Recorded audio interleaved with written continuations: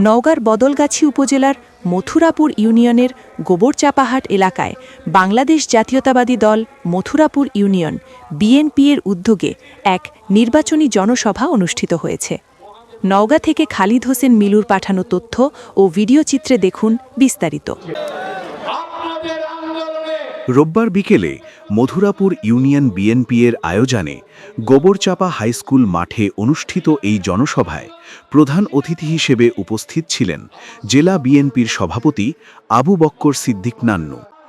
Mathurapur union বিএনপির সভাপতি শিবলি চৌধুরীর সভাপতিত্বে অনুষ্ঠিত জনসভায় প্রধান বক্তা হিসেবে বক্তব্য রাখেন নওগাঁ ৩ বদলগাছি মহাদেবপুর আসনের বিএনপি মনোনীত ধানের শীষের প্রার্থী ফজলে হুদা বাবুল।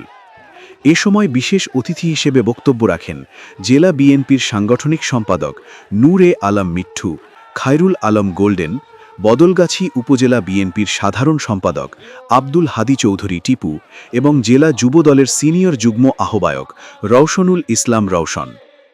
জনসভায় বক্তারা আসন্ন ত্রয়োদশ জাতীয় সংসদ নির্বাচনে বিএনপি মনোনীত ধানের শীষের প্রার্থী ফজলে হুদা বাবুলের বিজয় নিশ্চিত করতে দলীয় নেতাকর্মীদের ঐক্যবদ্ধভাবে কাজ করার আহ্বান জানান।